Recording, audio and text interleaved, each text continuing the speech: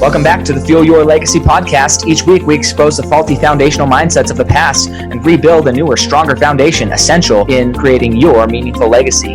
We've got a lot of work to do, so let's get started. As much as you like this podcast, I'm certain that you're going to love the book that I just released on Amazon, Fuel Your Legacy, The 9 Pillars to Build a Meaningful Legacy. I wrote this to share with you the experiences that I had while I was identifying my identity, how I began to create my meaningful legacy, and how you can create yours. You're going to find this book on Kindle, Amazon, and as always on my website, samknickerbocker.com.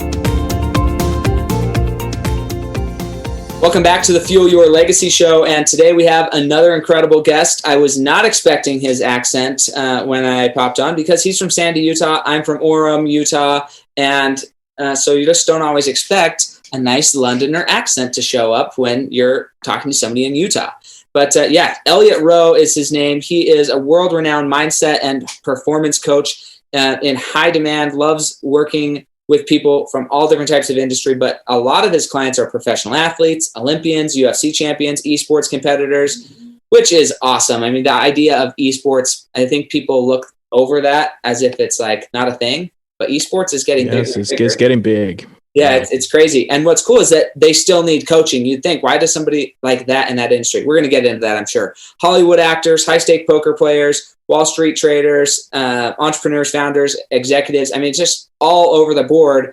But really, he just wants to help people get out of their own way and really perform at their peak. So I'm going to turn the time over to you, Elliot. I'm excited to hear your story. How'd you end up in little old Utah from such a wonderful place like London? But and then why? You know, why do you do what you do, and what about it excites you, and where do you see yourself going from here?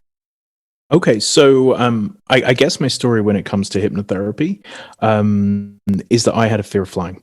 So I had a fear of flying. It was impacting the amount of traveling I would do. So I would actively not take vacations where it was a long flight. So I'd turn down trips, things like that. I found a hypnotherapist to work on it. It had been recommended to me. I was very skeptical, but I went to talk with her, and she managed to resolve it in an hour. And it completely changed my life. And what was most interesting for me is we went into this session, we went through this process of getting very relaxed. So getting into sort of a trance-like state. It's not like you would see on a stage show, but you're certainly in a very relaxed, meditative state. And it brought up a memory from me where I was at my grandfather's house. I was shown a picture of a small plane, and I'd been told that it had crashed and killed his business partner. Now, we then worked through that memory, released the emotion from it, and I just didn't feel scared of flying past that point. What was interesting to me is it wasn't a memory that I was aware of. And when I got home, I spoke to my mom, and she said, yep, that was real. That did happen. So I'd had uncovered a memory that explained why I was scared of flying. And it resolved an issue that was impacting my life. And because of that, I went and got trained as a hypnotherapist, not really ever expecting it to be a career. I was sort of seeing it as a useful skill set, something where I could help friends and family. And, you know, if I could have my life changed in a short period of time, then I might be able to do it for other people. Started doing hypnotherapy on the side, and things started going really well. So I was working in the investment industry at the time, and then started working with some golfers. They were improving their scores.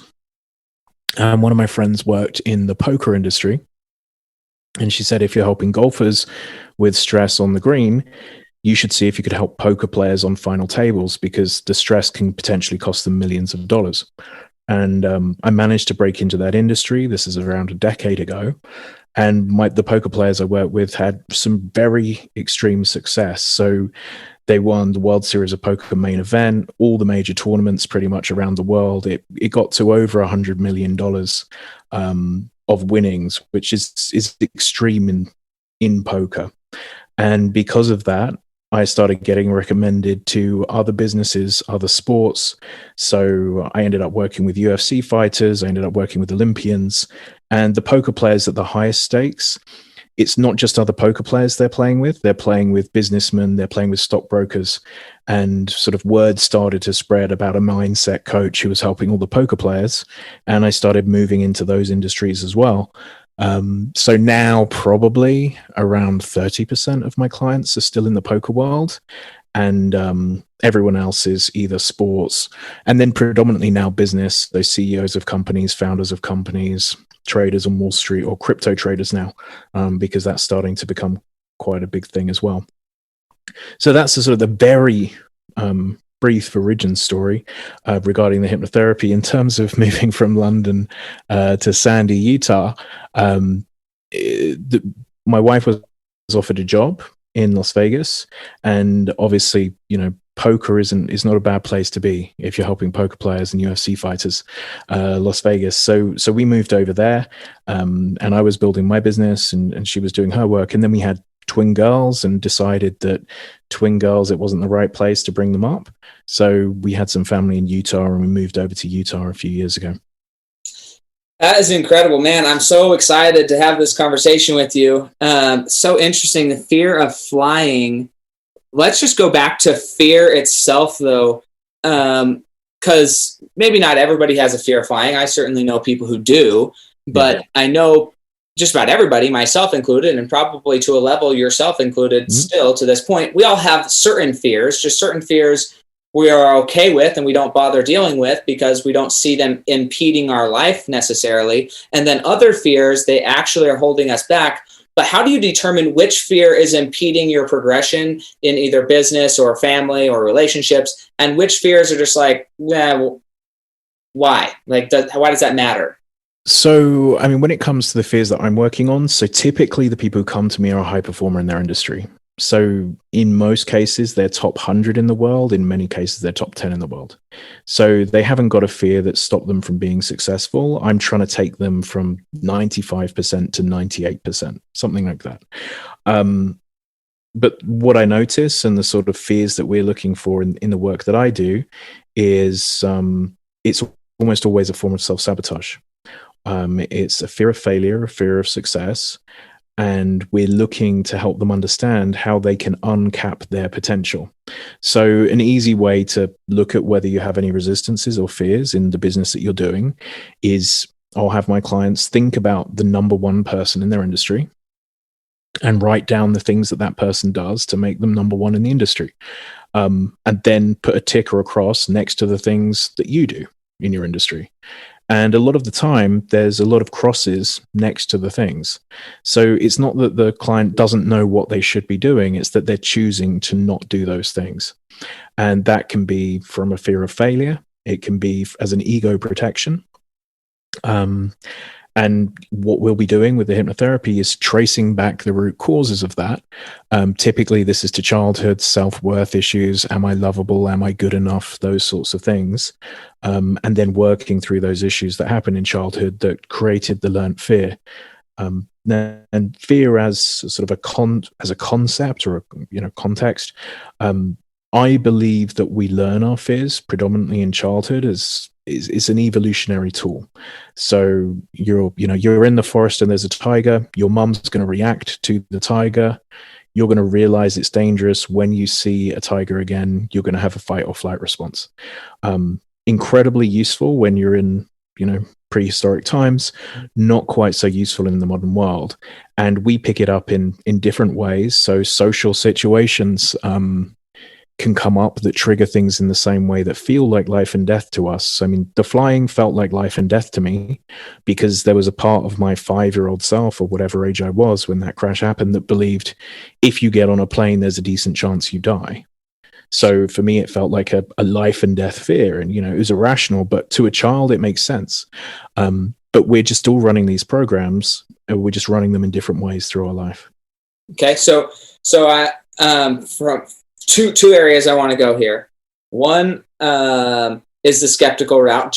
I actually believe in what you do, but I'm going to go the skeptical route, and I'm going to challenge with my own personal experiences, so you can help me understand myself maybe a little bit better.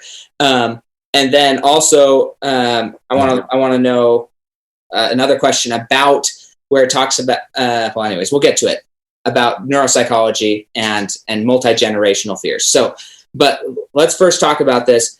So, for instance, I'm in an industry where when I look at what the top people are doing versus what I'm doing, okay, so I could write down a list of and really, I guess I don't know this because I haven't had personal conversations with them. I know what they say they're doing. So that's as close to what they're actually doing as I could get at this point because I haven't seen their schedule.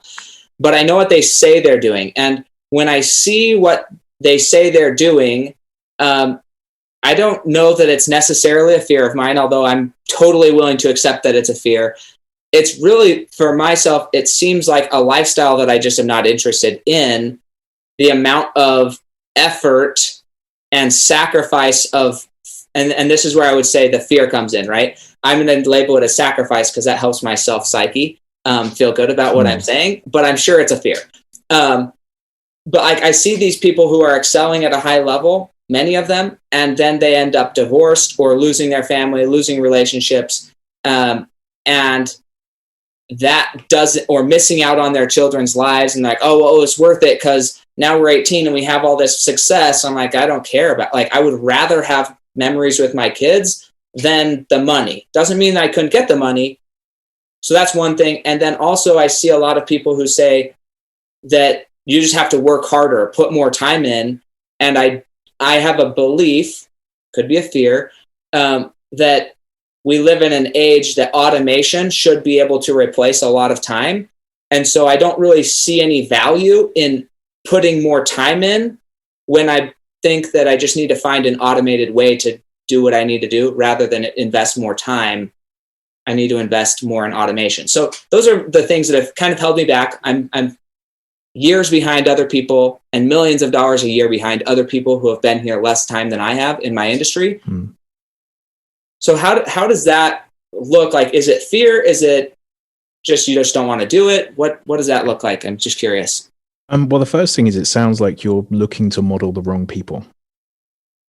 So we can say the top people in the industry, but the top person in the industry for you as someone to model is someone who also has a healthy family life.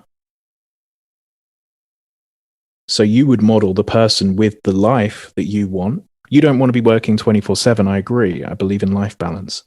But what you need to find is someone who's ahead of you, who does have life balance, who does have a family life, and is still doing things that you're not doing. And it's very likely there are some of those in your industry as well. Sure. And that removes then all of those fears that you're describing. Okay, so top people so in my mind, they would need to be, again, correct me if I'm wrong here, they would need to be at the same stage in my industry as I am. Because a lot of those people who I look forward to, when they were at where I'm at, they did sacrifice time. So now their life looks differently because they put in all the work and now they have what they have. But somebody who's where I'm at in the industry, starting with what I have, if they look at my business, what would they say I would do? If that person then says, well, at this stage, the solution is go work your butt off, that's when I'm like, well, I don't like that solution. If that's what it takes to have what you have, I'm probably not actually interested in having what you have. And I'm aware of that. And I mean, I think it's okay to not want that. Sure. But again, it just depends. So the people who are coming to me because they want to be one of the top in the world, if not the number one in the world at what they do. Mm-hmm. If you don't want that, then I think you're following the right process. And it may not be a fear of failure. It might be just be, hey, this is the life I want. But if you're saying I want to be one of the top in the world, you can't also say I want to be one of the top of the world and I don't want to do the work to get there. Sure. Yeah, and effectively what you're saying right now is I want to be I want to be successful, or I'm not even sure if I want to be successful, but I certainly don't want to put in the grind these other people have put in. And again, that's absolutely fine, but we just wouldn't expect the same results as the people who've worked harder than you. Okay, that's fair. And I think that's where I'm at right now. I'm like, I don't care if I'm the top. I want to be the best in my wife's eyes, and that's about it.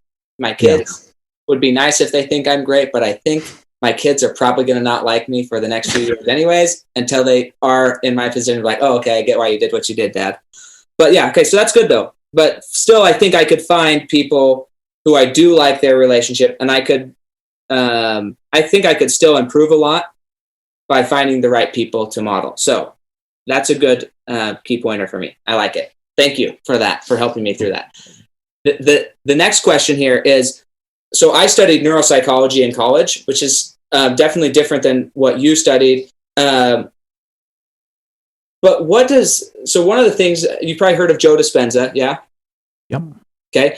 So one of the things that he talks about in his research and that he writes about is the idea of that there's certain, well, if we just deduce us down to electronic beings, right? We all have these electronical things in our lives. There could be a past trauma or fear that was actually multi-generationally back that happened that messed up the electronic cycle. That electronic cycle has been duplicated through the DNA and RNA process into multiple generations. And now you may not have ever had that airplane fear, but your grandpa may have had that airplane fear. And that fear has been transferred. How does somebody go about determining whether that's actually a fear that was even created in their lifetime, or if it was like a few generations back of just bad traumatic experience that's been duplicated? I haven't actually seen, so I've done around somewhere between 13 and 14,000 sessions. Okay. And I haven't had clients who couldn't find an initial sensitizing event. Okay. So, I mean, in terms of, number of clients, I've probably seen close to the most of anyone in the world in terms of hours of sessions done of this particular type of modality. So a regression hypnotherapy. And in virtually every case, we get back to a root cause, obvious, pretty clear narrative as to why the person has that issue. So where there may be some generational fear that comes up in certain areas, it's not something that I've actually seen in my work with thousands of people. Okay, no, that's great. So let's then talk about because you're only the second hypnotist I've ever had on my show, and I love the concept, and I think it's super, super misunderstood, which leads to the skepticism. People don't, and it's almost silly because like once you understand it, you're like, okay, everybody gets hypnotized every day, or is at least in a state of hypnosis at one point or multiple points during the day. Throughout Yet they're skeptical when they hear the word hypnosis and they think, oh, I don't want you to control me. So can you just briefly, you don't have to go into lots and lots of detail, but briefly just explain what is hypnosis and what are the different stages of hypnosis, and what are some circumstances where you might find yourself in a hypnotic state without realizing it, so we can just be more conscious of the time of day when we are being hypnotized by life. Okay. Yeah. So the easiest way to describe, I mean, the reason most people are skeptical is because of stage hypnosis and what they've seen on television or what they've seen at their college, graduation event. So that is a stage show, and it's predominantly a magic trick with a hint of hypnosis in it. So there's a very small number of people who are very susceptible to that type of hypnosis. And then there's also a lot of social pressure that comes into that dynamic that means you can make a very interesting, fun-looking show that's nothing like the work I do. So I'm a hypnotherapist, and as you said, the state that I'm looking for is a working trance state. The one that most people will recognize is when you're driving your car down the highway and you seem to zone out and you've just missed a few of the junctions, and you notice again that you're driving and it seems like time's passed very quickly. Another time in the day when most people are feeling it is as they're waking up in the morning and they're sort of half awake, half asleep, or as they're going to sleep at night in that same sort of stage. So you're in this trance-like state, which is the same state that you're looking to reach when you're doing meditation, for anyone who has a meditation practice. What we're looking to do is make the subconscious mind dominant. So when we're having a conversation now, our conscious minds are dominant, and we're thinking about the things that we're saying, and our mind's processing in a different way. When we reach that trance state, the subconscious mind becomes dominant, and that's like hacking into the DOS system, or the programming behind Windows. So we're looking to look at the core programming of, okay, I have this emotion. Whenever I try and make the sales call, I feel physically sick. We're then tracing back that physical sensation to other memories in your life that have made you feel the same way. And then that will typically bring up these initial and then secondary sensitizing events that explain why it's particularly difficult for that individual to be making the sales call, or to ask out the woman, or to ask for a pay rise, or whatever it might be they're holding themselves back on. And because the subconscious is dominant, it knows why it's making you feel sick. So it just shows you why it's making you feel that way. And then we reframe those memories and change those memories. Memories are plastic, they're malleable. It's never the same memory as you revisit it. And what we can do with hypnotherapy is overwrite the memory effectively. So change the emotional response to the memory so that when something happens in your everyday life, it doesn't trigger in the same way. So when you used to get a fear response, like I would have, as I say, getting on a plane, I would have an adrenaline response. I no longer have that adrenaline response because the trigger behind it has now been changed. Okay. Love it. So thank you so much for that. I was good. I literally, as you said it, I was writing it down. How is it different than meditation? I feel like in society, meditation is a more widely accepted term. And if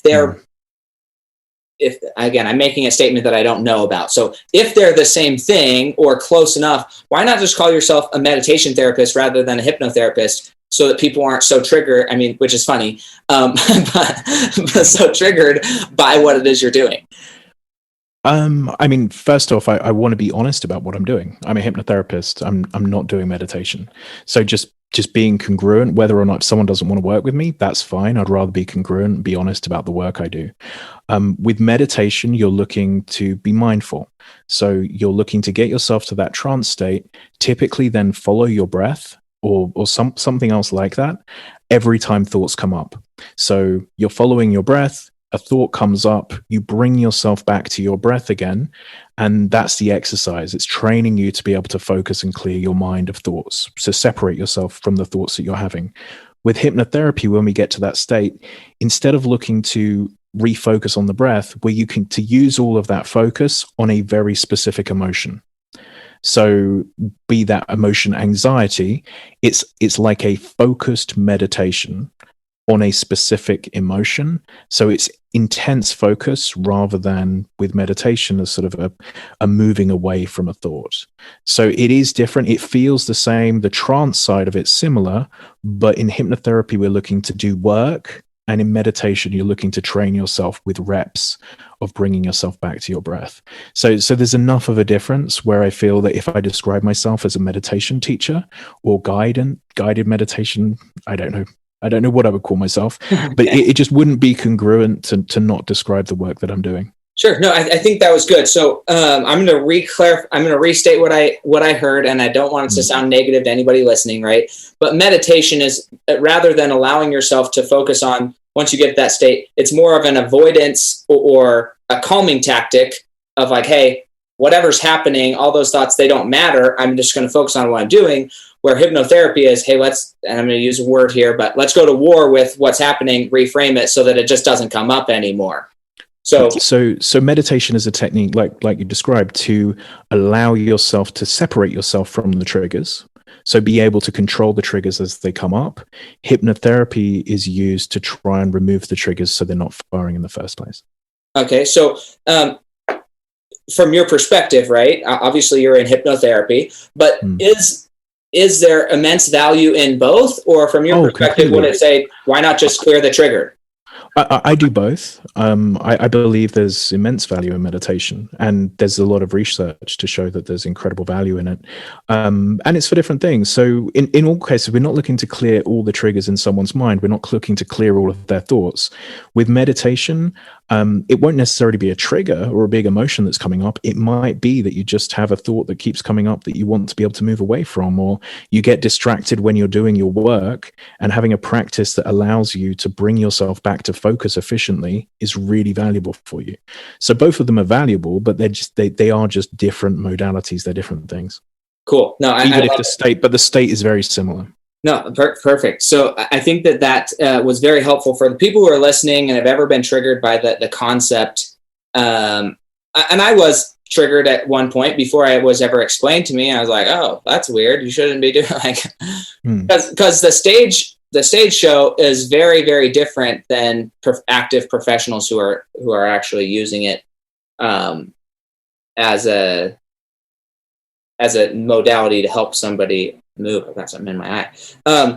So let's talk about one more thing, and I want to go into an influence triangle that I heard about, and I want to just point that out for your business. But how do you determine as you're going through one, I mean, you've now been doing this for years, but how do you determine, yes, these clients, they have a lot of money, but there's people. So I want to know how you charge, or how you determine how you charge. And there's people who have businesses and they're my clients, and they feel bad charging a certain amount of money because they think, well, at this point, it's like natural for me. It's fun to do.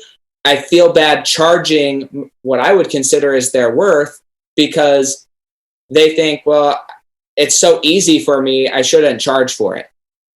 But for the person they're coaching, it's not so easy for them, which is why they want to pay you for it. So how do you determine, when you have a skill like yours where you've put in decades of work, tens of thousands of hours worth of perfecting your craft and practicing your craft with millions of people, and then the one person comes in, obviously they're probably not stingy people who are coming in because they want to become the best in the world, but still, how do you determine placing the right value on what you're doing? Is it something you determine, or do you just ask the person, hey, what's the value you see in getting this transformation? And that's what you charge. So how do you determine your price point for each client? So I just have price point where that's my price point. So if someone wants to work with me, they can, or if they don't want to work with me, they don't have to.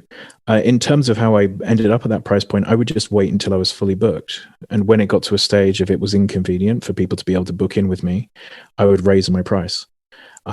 So that was just a process I've run over 10 years. So whenever I was getting to a stage where I couldn't cope with the workload, I would increase my price and increase my price and increase my price. And you find that as you increase your price, you go through a stage where, some clients drop off, and then it sort of balances out a bit. And then, as I say, we get very busy again. And so I just use that as a process over this period of time.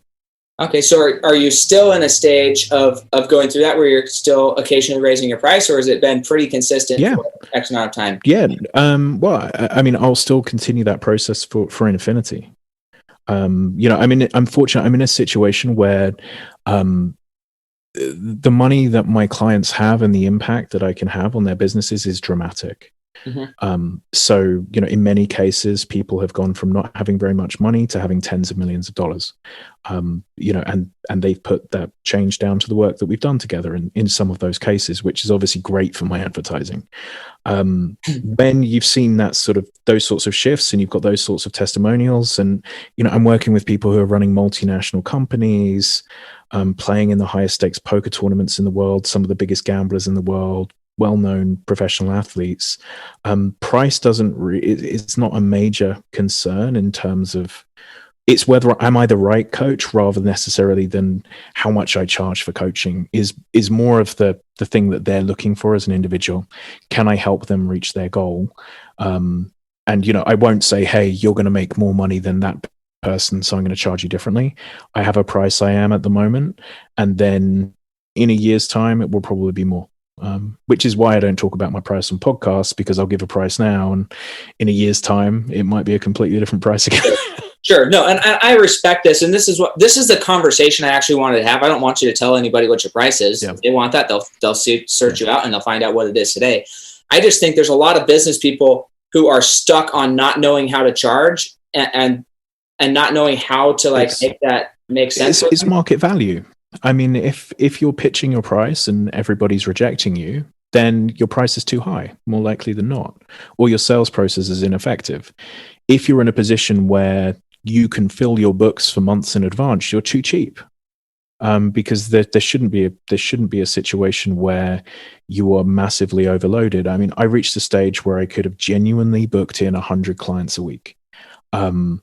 That there is no way I can see anything like that number of people. So, it just doesn't make any sense. So you start to realize that, hey, I'm getting all of these inquiries and it's not possible for me to work with them. I need to significantly raise my prices to put a number of people off. So, I mean, it's not the most eloquent way of determining, it's a very, very simplistic way of determining value. But I just think it's market supply and demand. If you're in a high demand, you should probably be raising your prices, because if the demand's too high, then the price is wrong. And if people aren't signing up with you, especially if the main reason they're saying they're not signing up with you is because price is a concern, then probably you're too expensive. So let's just ask this though, because I do business coaching as well. So are you too expensive, or is it more likely that you have not been very good at expressing the value you offer to that individual? Depends if you're a good coach. Fair Like, well, I mean, it's not coaching. Sometimes it's carpet cleaning or whatever it is. I mean, not coaching. I do feel that most of the time, if you can make your value very clear and the person understands the value that you're bringing, you can probably charge vastly more money and you're going to get more conversions. So it should be about what you're offering to the client and how you're going to improve their life, much more so than the service. And like, as I've explained it this way to people I've trained, you don't care how the plumber fixes your toilet. You want your toilet fixed. Mm-hmm. And I think a lot of people, when they're selling their services, they get into the nitty gritty of exactly what they're going to do, when all the client wants to know is the result is their carpet's cleaned. And it's going to be as clean as it can possibly be. And it's going to take this time scale. And I think many people get stuck on the technicalities that no one outside of the industry would understand.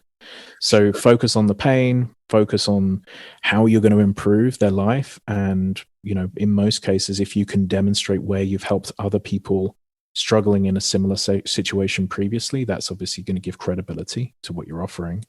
And really work on that sales process, because there's you want to work on the sales process before you lower your prices. Certainly you need to make sure that it's not that you're just selling poorly or you're sabotaging yourself, because I have people come to me who they are aware that they're sabotaging themselves in their sales process. Mm-hmm. So let's this is the next question here. In my experience, again, I can just speak from my experience. It doesn't mean it's true. If you're listening to this, you're like, well, that's not true. That's fine. It may not be true for you. But in my experience, and this includes myself, and it was something that I've had to work on. I'm still not great at it, but I'm a lot better than I used to be. And that is, a lot of people in their sales process, especially if they are the person trying to sell their services themselves, they're very uncomfortable talking about all of their gifts or their skills and like really talking themselves up of the true value they do offer. They underplay themselves because they've been told at some point in time that it's more noble to be humble, and humble means self-deprecation, which doesn't, but that's society has helped them believe that that's true. That's a program. Yeah. So how often when you're coaching people does that belief come up in one way, shape, or form that's holding them back from actually like selling properly? I mean, I would say some variant of the self-worth issue comes up with every client. No matter, it just depends where it starts to kick in. And for some people, that's at $10,000s of dollars a year, and for other people, it's at tens of millions of dollars a year. But there's a self-worth issue that's linked to this that comes up for almost everyone. And that seems to be the core of all of the work that I do. Is eventually it comes down to, do I believe I'm lovable? Can I love myself? And showing self-worth through what you're willing to charge for yourself is just one variant of how that shows up in parts of your life. I love it, guys. That is why I was excited to have him on this show, because you guys need to go talk to him, or maybe he'll tell you to go talk to somebody else like him, but has more time. Who knows? But it comes down to a self-worth thing. I know for me, the biggest change that has happened in my business was a self-worth conversation. I felt like I was working harder than anybody else. I was putting in more hours. I was doing everything. I was doing more appointments, but I was just not winning. And I had a 30-minute conversation with somebody who said, yeah, I'll give you a free 30-minute consultation on a podcast that I was listening to. So I signed up and I was like, sure, absolutely. Why not? It's free. Right. And in 30 minutes, we got down to a core belief that I didn't believe I was worthy of success because of some other things that were going on in my life at the time. And as soon as like that came up and I was like, really? That's what's holding me back? It's like, simply, I don't believe I'm worth it. That's so dumb. I'm so worth it. And I changed myself, my affirmations, and nearly quadrupled my income the next year. simply from changing whether or not I believed I was worth success. It's so silly. But a story I've seen repeated over and over again.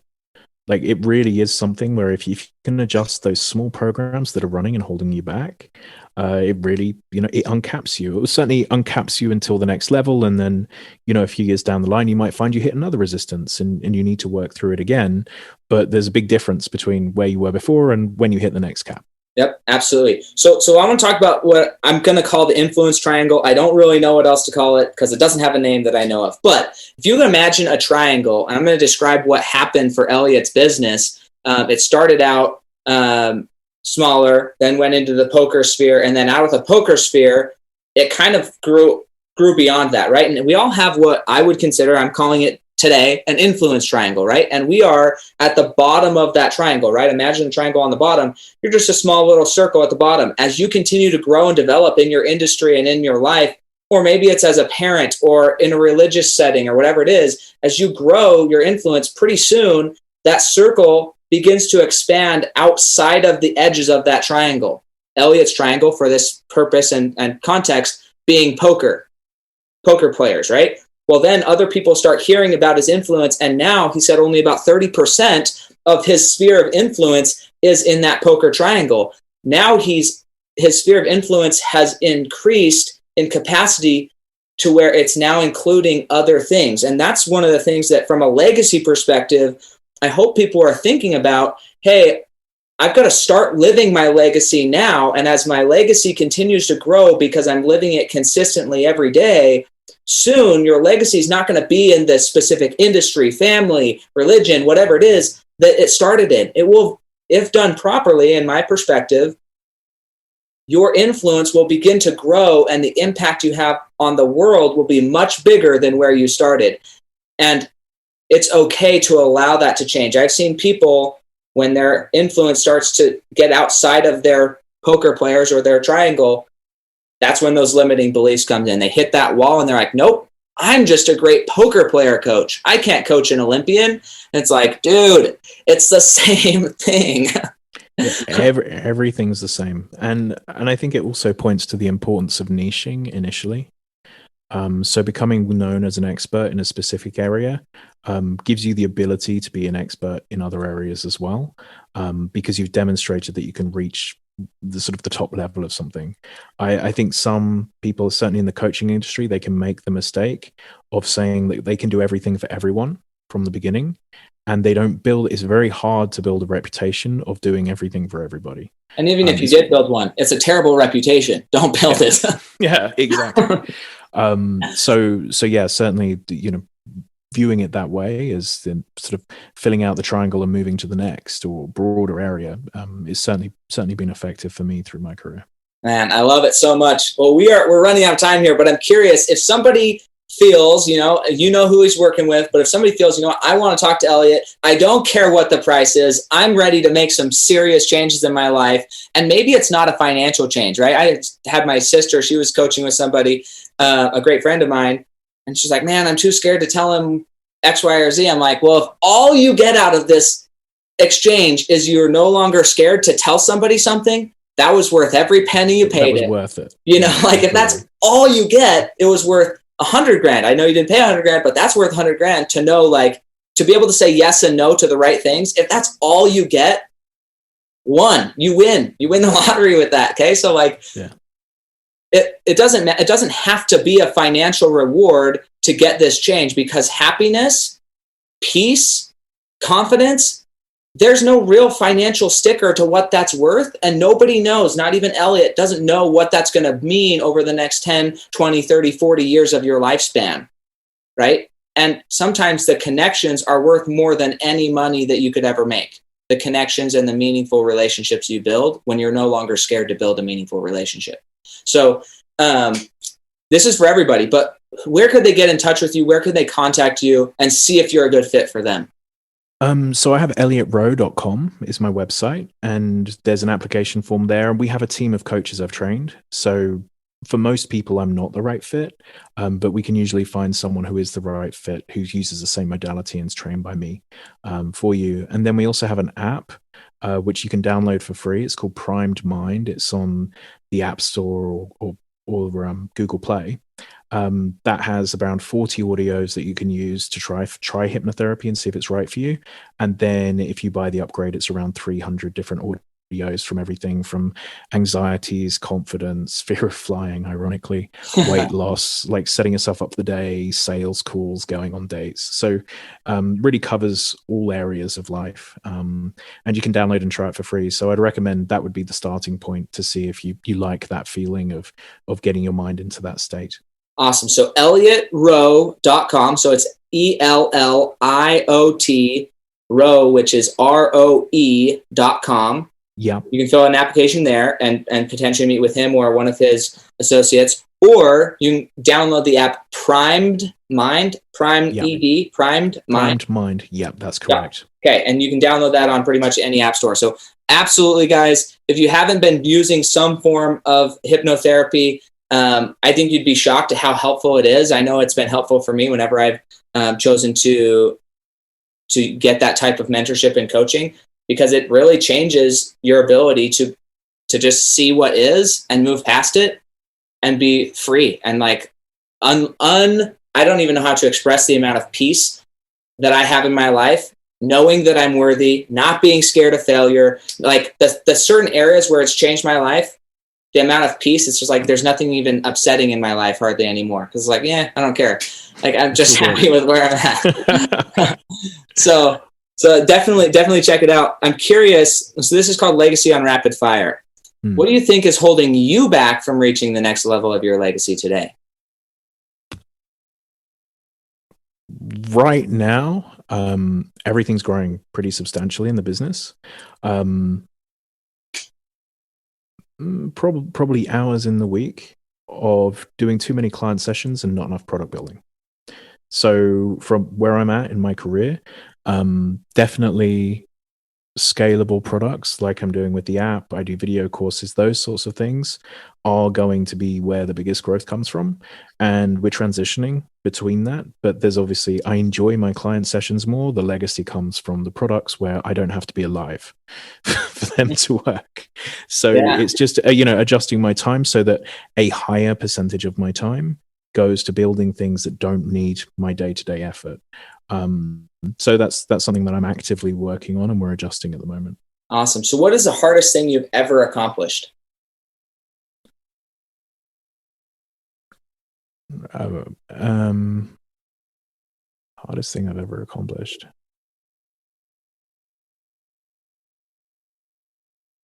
I mean, I think when we talk about accomplishments, the sort of my proudest accomplishment, and certainly in terms of effort, is raising my children. Like more so than any of the professional stuff, it's just I've got twin girls, and it's been the most fun, it's been the most rewarding, and it's been more sleepless nights than anything else. So that was going to be the next questions. What's your greatest success? And it's it's that, I mean, everything else is irrelevant. I mean, I think you said at the beginning of the show, it's nice having success. It's fun watching, I've been very lucky. I've seen, I've had clients win Olympic medals, have world records, crazy money and all of those things. And that's super fun and it's interesting to see. But in reality, I think most people's happiness comes from the relationships they have at a family level, and also at a friendship level locally. So building strong network and relationships and feeling like you're trying your best for your children. It's never going to be perfect, but at least looking back on it and feeling that you're doing your best, that's where I feel my highest level of success. And I'm sure when they're adults, they'll have a list of things that I've done wrong, and that's to be expected. But I think certainly in terms of, the effort that I'm looking to put in, that's the thing I'm most proud of. Awesome. That's incredible. And then what is a secret habit, mindset, or behavior that you think contributes the most to your success? I think, in terms of behavior, I use coaches for everything. And I think there are a lot of coaches who don't use coaches. So in terms of my week, I have a personal trainer 5 days a week for 90 minutes. I have a mindset coach once every 2 weeks. I do energy work once a month. I have a business coach once a month. I have assisted stretching once a week. I do a massage once a week. So in the same way that I'm asking my clients to invest in me, I'm investing in myself because I believe in those processes. And a sleep coach, I forgot about that. And all of it's just to optimize. So it's not that I have bad sleep, but if I can sleep slightly better, then I'm going to be better for my clients. That means I'm going to get better results. That means everything's going to improve. So I invest heavily in getting experts to help me in different areas because I don't believe it's possible to be an expert in every area. So it's an expensive trick, but it's one that has had an enormous impact on my energy levels, my performance in my work, and my energy levels and my performance in my work then turn into the success, which is then exponential. Yep, I love it. Cool. So here's the final question. Favorite question of the show and why I do it. So we're going to pretend that you've died. Okay, we're talking about 6 generations from now. So this is your great grandchildren. They're sitting around the table discussing your life, the impact you had, and the legacy you left. What do you want them to be saying about your legacy 6 generations from now? That I help millions of people improve their mindset. And I mean, I think that's something is a very reasonable target for where I'm at. And I would like to help a lot of people overcome things that are holding them back. I mean, like with the app, the things like the study courses, so people struggling with exam stress, we have all of that for free. So, if someone's struggling with exam stress, they can download the app. They don't have to pay anything. And, I want to be able to help as many people as possible with different things, because I believe, mindset is more controllable than people believe it is. And it's just some relatively basic techniques in a lot of cases that can literally change the ability of the person to perform in their life and enjoy their life. So if it was 6 generations from now, I would like to have as much of an impact on the mindset of individuals in the world as I possibly can. Incredible, man. I love it. Thank you so much, Elliot, for coming on the show and sharing your wealth of knowledge. I'm so excited to re-listen to this and relearn from this conversation. It's been incredible. Thank you so much, and hope you have a wonderful Memorial Day weekend. Just thank you so much. Stuff, man. Thanks for having me on the show. On the Fuel Your Legacy show. Thanks for joining us. If what you heard today resonates with you, please like, comment, and share on social media. Tag me, and if you do give me a shout out, I'll give you a shout out on the next episode. Thanks to all of those who've left a review. It helps spread the message of what it takes to build a legacy that lasts. And we'll catch you next time on Fuel Your Legacy.